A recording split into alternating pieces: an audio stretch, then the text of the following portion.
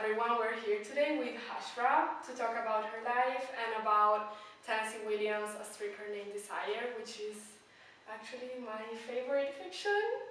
So Hajra, do you want to tell us about you and about how you came across Streetcar and Blanche? Well, actually, I went to school in Saudi Arabia. That's kind of where I grew up, and I was taking drama GCSE, and we had to come up with a monologue based on a character from a play of our choice.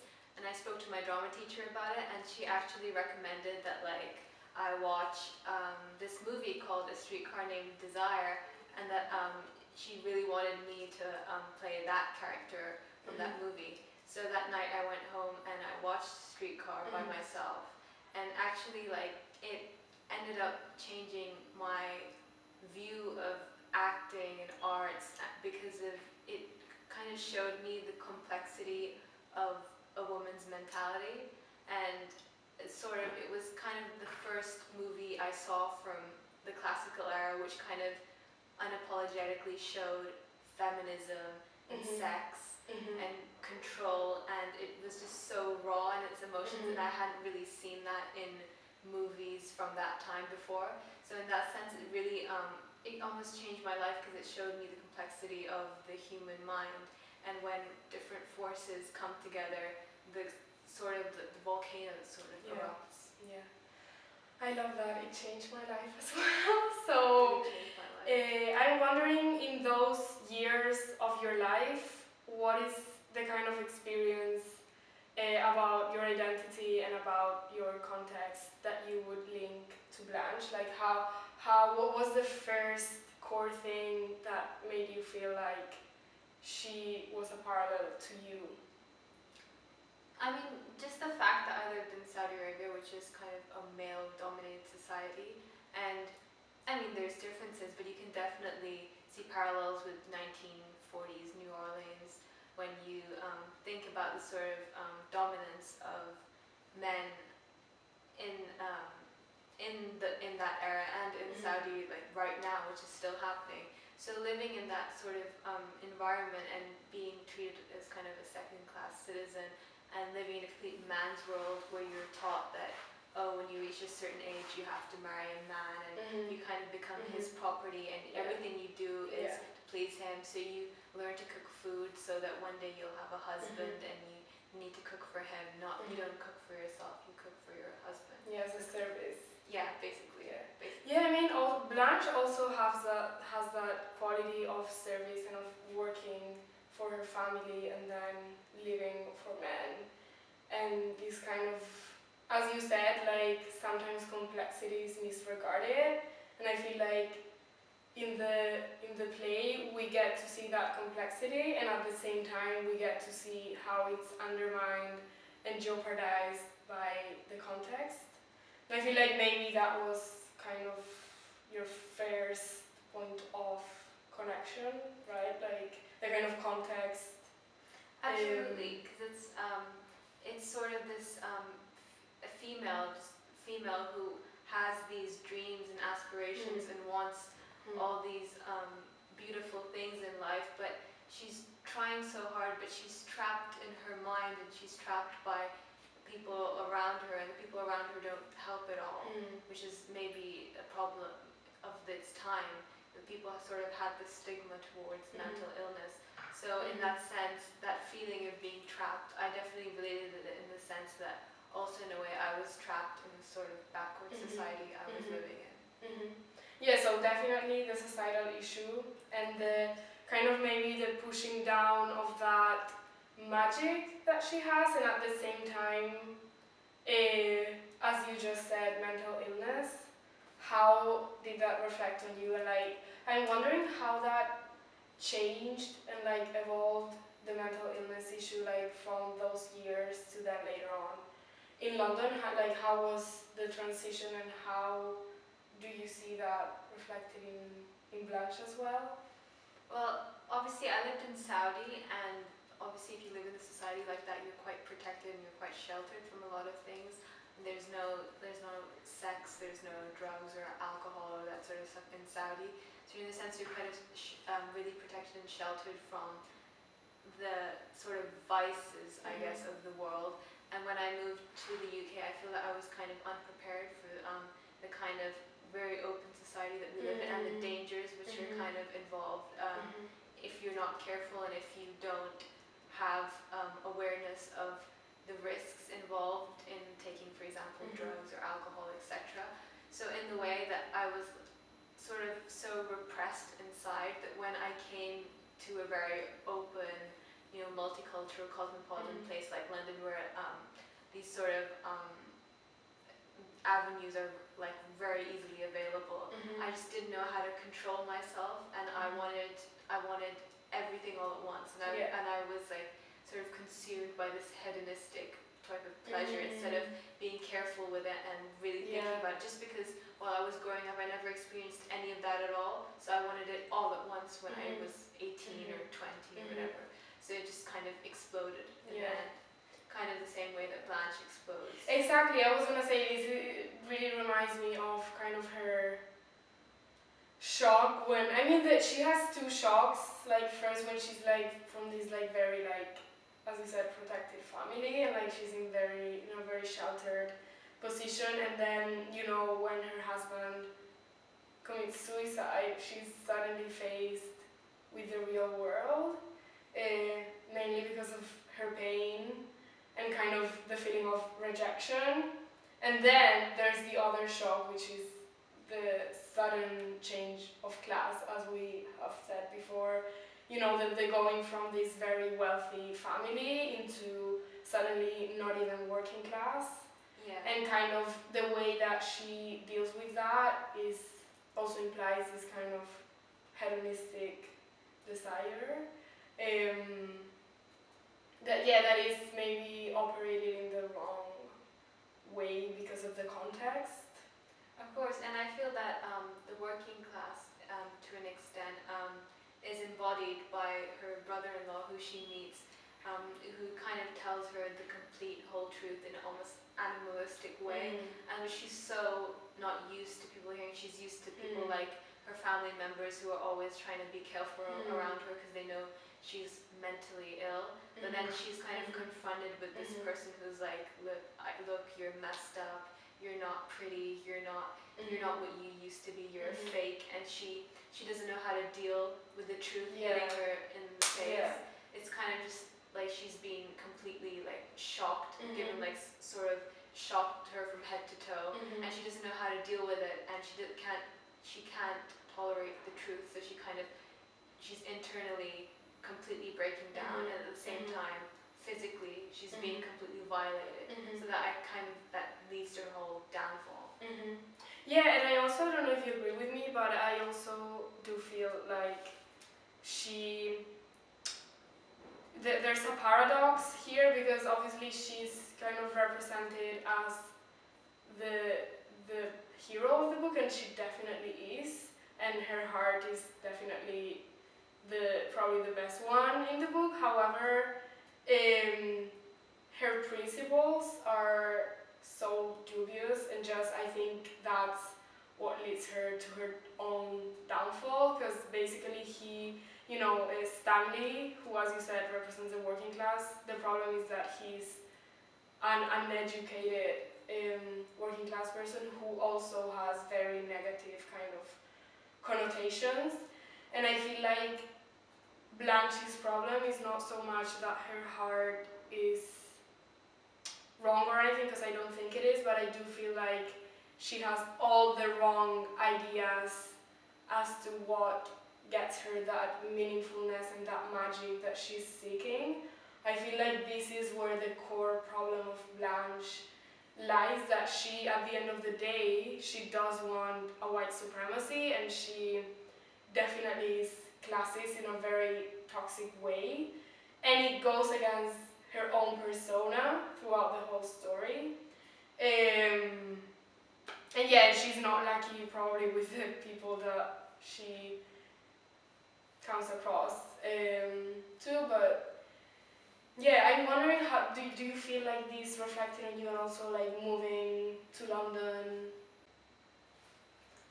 Well, I feel that that's definitely true with myself. I saw the sort of complexities within being able to understand and see that there's the good part of me, which is a dreamer and my ideals, but then there's the negative part of me, which I won't lie, as I think it's almost human nature that we judge people sometimes and want to view them as inferior because of our own insecurities. I mean, there's a beautiful part of Blanche where she talks about life in this beautiful way and having this dream and how she's so caring about her sister and how much she loves her sister, and she loved her parents and she loved her husband, and all these terrible things happened to her.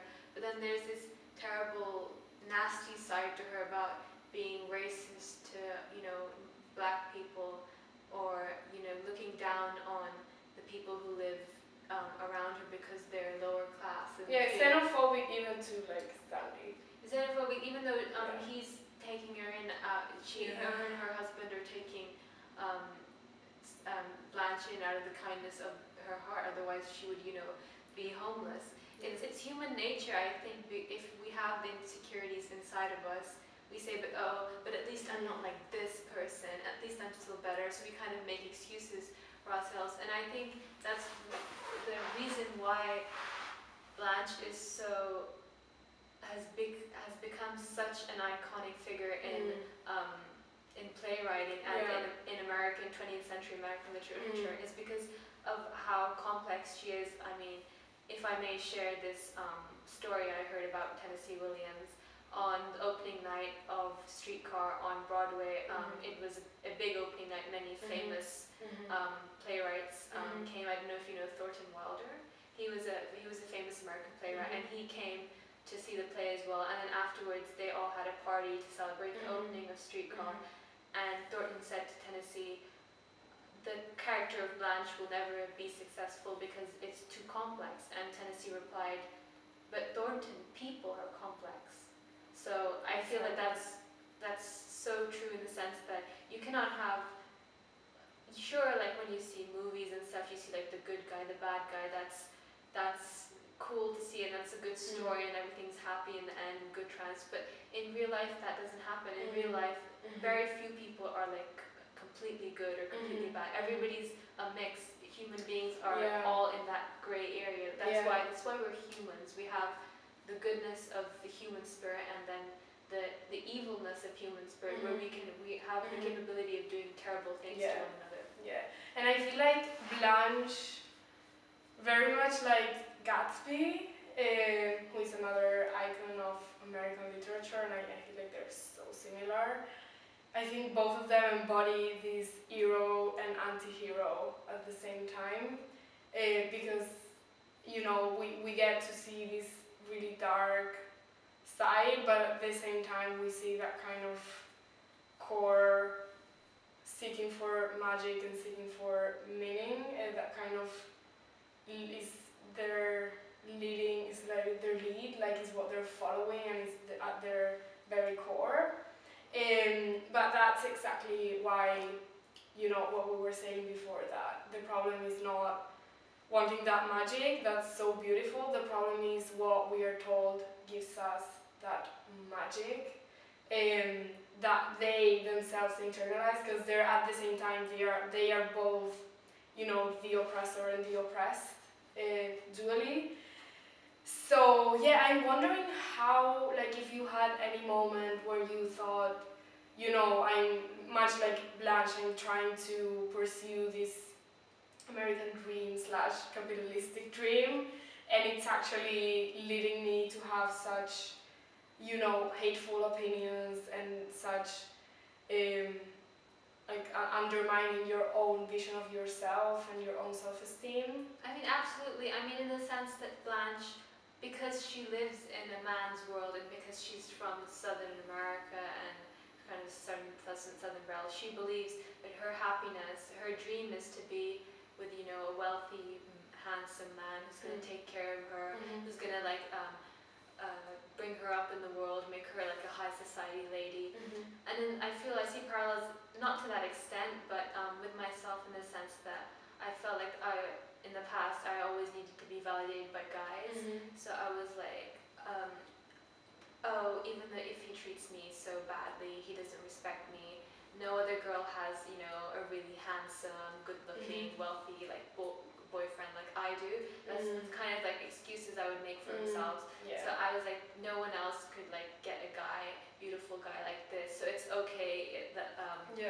that he treats me the way he does, because at least he loves me in the end. So that was kind of the need for validation, the need for this person's love inside me, the way she needs this person, she needs a man's love, even though she realized that this love that this man might have for her might be based on very shallow reasons, you know, on her beauty or whatever. So they might not actually love her, or they might love her because in the moment, because she's seen as, you know, promiscuous and stuff. Yeah, and because she fits that very toxic ideal, literally, and she follows it herself, and like she doesn't realize that it's destroying her, because at the same time, and this is something else that I wanted to ask you, like at the same time she is undermined by that same qualities that she's looking for. First and foremost, when she loses her class position and she suddenly loses her wealth, and you know, unfortunately she needs to re-question everything, and also because of her mental illness. And I'm wondering also that side of your identity, how that affected you in terms of also having to cope with this narrow set of ideals and having that mental issue. You know, how did you change from maybe being really undermined by it? Have you come to a point where you can deal with it better? I mean, yeah, of course, in the sense that Blanche, of course, she's sort of the first major hit she receives in life is when she finds out the truth about her husband, and he obviously goes on to kill himself. And then when she kind of loses this man who she loves, it's kind of the beginning of the end in the sense of Blanche DuBois. And I feel that also the sense of me, that when I broke up with this guy I was seeing, I was like, well, I've centered my whole world around this person, so well, what do I do now? So it was kind of, I was kind of spiraling out of control. Like I was very depressed all the time. I was not feeling good.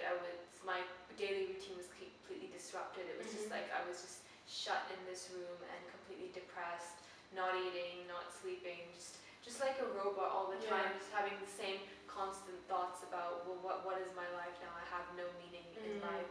I need to be with a certain type of guy, or a certain guy or with that guy to be Hajra, to be me, because that's what I was made to do, to be with this guy and stuff. So my whole purpose was defined by this person, the same way Blanche is.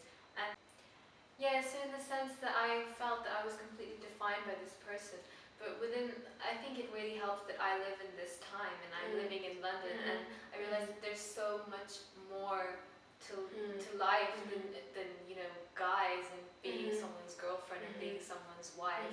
So it just made me like realize that, you know, when I came to London like almost 4 years ago, what did I come here for? I came here to be, you know, be a lawyer, to learn new things about the world, to expand my horizons. I didn't come here to be someone's girlfriend. So in that sense, it was just, and then having a great support group around you, which I don't think Blanche had. Blanche had, you know, narrow-minded people who thought she was this crazy lunatic. And we live in times which are very good to women if you compare it to, I mean, there's still improvement to be done, obviously, but if you compare it to the past, obviously, we get women, especially in the West, I can't say the same for the East, but the West, we get a lot of support, and there's so many different avenues we can take if we are feeling lost. I think it's just a matter of time and being willingness. When I was feeling depressed, I wanted to get out somehow of that hole I was in, but so I feel that obviously Blanche didn't have the support that or women of my time who suffer from mental illness do. And you know, every year there's more and more awareness for mental illnesses, which is great. But if you look back in the 1940s, there was the sort of only treatment there was like a lobotomy, where you had like your brain cut out, so you were made into a vegetable. So that's and I guess that's the point that Tennessee Williams is kind of making, that people with mental illnesses should be shunned and shouldn't be like thrown in one quarter of society. You need to be kind and gentle with them and give them the support that they need. Was there a certain point where you realized all of this, or do you think it's more of a process that is still going on, still unleashing as you know, realize more things and get older and have more confrontation with the world? Or was it something more specific that made you like come to terms with this unjust kind of perspective? No, I definitely think there wasn't a specific moment of, epiphany of when you have a certain realization. It's like, I think people have this sort of notion that people have these realizations, but in real life it's time. With the time you learn, every single day is a learning process. Sometimes I have good days, sometimes I have bad days. Sometimes I feel like I'm regressing back into the person I was last year who was really depressed.